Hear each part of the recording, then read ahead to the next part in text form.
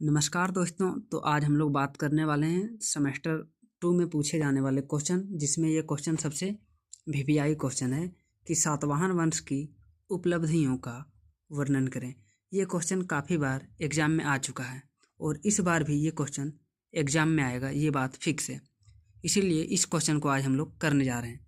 तो चलिए शुरुआत करते हैं अपने क्वेश्चन पर बिना समय गवाए हुए। तो जैसे कि क्वेश्चन में पूछा गया है, सातवाहन वंश की उपलब्धियों का वर्णन करें। तो आपको किस प्रकार इसका आंसर लिखना है, तो सबसे पहले हम लोग क्वेश्चन पढ़ चुके हैं, अब इसका आंसर लिखना है, ठीक है। तो सबसे पहले आप लिखेंगे, सातवाहन प्राचीन भारत का एक महत्वपूर्ण राजवंश था। मतलब जो सातवाहन वंश था ये प्राचीन भारत का महत्वपूर्ण राजवंश था, मतलब इम्पोर्टेंट था, वेरी इम्पोर्टेंट था, ठीक है। तो जिसने दक्षिण भारत और दक्कन क्षेत्र में लगभग 200 वर्षों तक शासन किया। और इन्होंने कितना वर्ष तक शासन किया? 200 वर्ष तक, वो भी दक्षिण भारत में। उसके बाद लिखना है, मौर्य साम्राज्य के पतन के बाद दक्कन क्षेत्र में सातवाहन सबसे शक्तिशाली शक्ति के रूप में उभरे।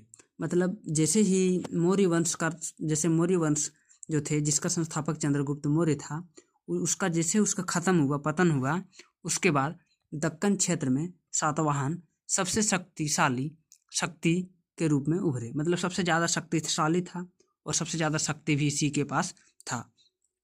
इस वंश ने व्यापार, प्रशासन, सैन्य शक्ति और सांस्कृतिक विकास को नई दिशा दी। और इन्होंने जो है व्यापार में नई दिशा दी, प्रशासन में, सैन्य में, शक्ति में, संस्कृति में, सभी चीज़ में नई दिशा प्रदान की और दक्षिण भारत के इतिहास में महत्वपूर्ण योगदान दिया। और इतना सब करने के कारण ही इसको दक्षिण भारत में एक महत्वपूर्ण योगदान मिला। तो अब हम लोग बात करने वाले हैं, जैसे क्वेश्चन में कहा गया था सातवाहन वंश की उपलब्धियों के बारे में बताएं, तो हम भी इस टैग मारना है, हम लोग को भी हेडलाइन सबसे पहले दे देना है इम्पोर्टेंट बात पर कि सातवाहन वंश की मुख्य उपलब्धियां। उसके बाद इसको अंडरलाइन करके डैश देना है। उसके बाद लिखना है, सब पॉइंट नंबर 1 दिए हैं, राजनीतिक उपलब्धियां। उसके बाद आपको आंसर लिखना है। उसके बाद आंसर लिखना है, सातवाहनों ने दक्कन क्षेत्र को एक विशाल साम्राज्य में संगठित किया। मतलब सातवाहन जो थे वो दक्कन क्षेत्र में एक विशाल साम्राज्य संगठित किया, मतलब निर्माण किया, बहुत एकदम खतरनाक, ठीक है। उसके बाद राजा गौतमीपुत्र सतकर्णी, जो कि राजा थे, सातवाहन के राजा थे, राजा गौतमीपुत्र सतकर्णी ने शकों को हराकर साम्राज्य का विस्तार किया। मतलब इसका कहना है, मतलब क्वेश्चन में आंसर में है कि जो सातवाहन वंश का भी एक राजा था जिसका नाम था गौतमीपुत्र सतकर्णी, इन्होंने शकों को हराकर साम्राज्य का विस्तार किया, मतलब बड़ा किया अपना क्षेत्र को।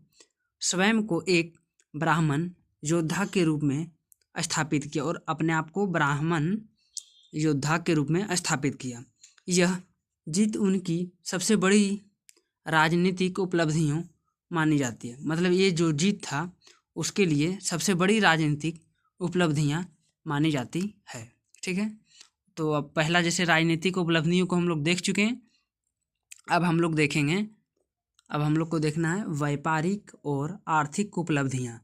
तो इसको सबसे पहले लिखना है, सातवाहन समुद्री व्यापार में उन्नत थे। मतलब समुद्र से जो व्यापार होता है, लेन देन होता है सामान का, उसमें बहुत उन्नत थे। उन्नत आने बहुत मतलब हर चीज़ जानते थे समुद्र के बारे में। रोम, मिस्र और पश्चिम एशिया में उनका व्यापारिक संबंध था। मतलब रोम जो कि बहुत दूर है इंडिया से, मिस्र और पश्चिम एशिया के में उनका मतलब व्यापारिक संबंध था। वे मसाले, मोती, कपड़े, धातुएं और हाथी दांत जैसी वस्तुओं का निर्यात करते थे। मतलब जो सातवाहन वाले लोग थे वो मसाला, मोती, कपड़े, धातुएं, हाथी दांत जैसी वस्तुओं को बेचते थे बाहर में, अपने देश से बाहर में, जिससे अर्थव्यवस्था समृद्ध हुई। इसके कारण अर्थव्यवस्था क्या होता है? बढ़ जाता है सातवाहनों का। उनके द्वारा जारी की गई शीशे, सीसा एवं तांबे की मुद्राएं आर्थिक स्थिर का प्रमाण देती है।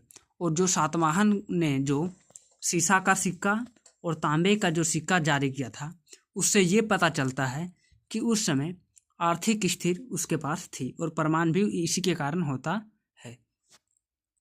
अब तीसरा पॉइंट लिखना है। तीसरा पॉइंट में कहा क्या है, सामाजिक एवं सांस्कृतिक उपलब्धियां, मतलब सामाजिक रूप से और सांस्कृतिक मतलब सांस्कृतिक उपलब्धियां है। ठीक है, तो इसको लिखना है। सातवाहनों ने बौद्ध धर्म, हिंदू धर्म और जैन धर्म सभी को संरक्षण दिया। जो सातवाहन वंश के जो राजा थे, उन्होंने बौद्ध धर्म, जैन धर्म, हिंदू धर्म को संरक्षण दिया। करले, नासिक, जूनर आदि स्थानों पर उन्होंने स्तूप, विहार और चैत्यों का निर्माण नहीं किया। मतलब करले एक जगह है, नासिक भी एक जगह है, जूनर भी एक जगह है, वहाँ पर उन्होंने स्तूप, विहार और चैत्यों की स्थापना किया। उनकी कला में अमरावती शिल्प कला सबसे महत्वपूर्ण मानी जाती है। मतलब जो उनकी कला थी बनाने की, उस जो बनाने की कला था उसमें अमरावती कला का सबसे ज़्यादा महत्वपूर्ण मानी जाती है, जो कि दक्षिण भारत की सबसे अच्छी कला है, वही शिल्प कला मानी जाती है अच्छी। ठीक है, तो जिसमें सुंदर मूर्तियाँ और जीवंत आकृतियाँ देखने को मिलता है। और जो अमरावती शैली में जो बनाया गया है, उसमें सुंदर मूर्तियाँ मिलती है, जीवंत आकृतियाँ भी देखने को मिलता है।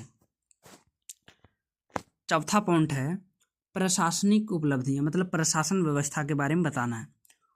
तो उसमें लिखना है, उन्होंने एक मजबूत प्रशासनिक प्रणाली विकसित की, जिसमें अमात्य, सेनापति, महारथी जैसे उच्च अधिकारी शामिल थे। मतलब प्रशासन के लिए अमात्य, सेनापति, महारथी जैसे उपलब्धियों को उसने बनाया। भूमि व्यवस्था और कर प्रणाली भी सुव्यवस्थित थी। और जो भूमि व्यवस्था, जो जमीन का व्यवस्था है, और टैक्स प्रणाली भी जो है वो भी बहुत अच्छी थी, सुव्यवस्थित थी। अब जब पूरा क्वेश्चन का आंसर लिखा जाएगा, तो अब आपको क्या करना है, तो उसका निष्कर्ष लिखना पड़ेगा, कंक्लूजन। तो कंक्लूजन इस प्रकार लिखना है, जैसे सब क्वेश्चन का आंसर लिख लिए, तो अब ये जो हम बताने जा रहे हैं ये सब निष्कर्ष है। इसको आप लिखिएगा तो 2 नंबर आपको एक्स्ट्रा मिलेगा। तो निष्कर्ष में लिखे हैं, जो सभी चीज़ ऊपर जो लिखे हैं उसी को मिलाकर नीचे लिखना है। तो निष्कर्ष में लिखना है, सातवाहन वंश ने राजनीतिक, व्यापार, कला, धर्म और प्रशासन सभी क्षेत्रों में अस्थायी उपलब्धियां हासिल की। मतलब राजनीतिक क्षेत्र में भी, व्यापार क्षेत्र में भी, कला में और धर्म, प्रशासन सभी क्षेत्र में अस्थायी उपलब्धियां हासिल की, जो कि हम लोग ऊपर पढ़ चुके हैं। ऊपर जो पढ़ चुके हैं उसी का है सो यहाँ लिखे हैं। मतलब उसी सब चीज़ को बताना है एक छोटा सा लाइन में।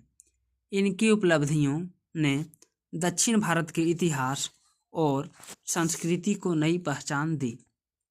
तो ये सब उपलब्धियों के कारण दक्षिण भारत के जो इतिहास पढ़ते हैं हम लोग, उसमें नई पहचान दी है। ठीक है, तो ये क्वेश्चन तो हम लोग करा चुके हैं। अब अगला क्वेश्चन भी आएगा, इसके लिए आप चैनल पर जुड़े रहिए। अगर आपको वीडियो अच्छा लगता है तो लाइक कर दें, समझ में आया होगा तो कमेंट भी कर दें, और अगर नहीं समझ में आया होगा फिर भी कमेंट कर दें कि आप थोड़ा और एक्सप्लेन करके बताइए, ताकि हमको भी समझ में आए कि आप लोग को समझ में नहीं आया। तो आज के लिए इतना ही, अब मिलते हैं अगले वीडियो में। धन्यवाद।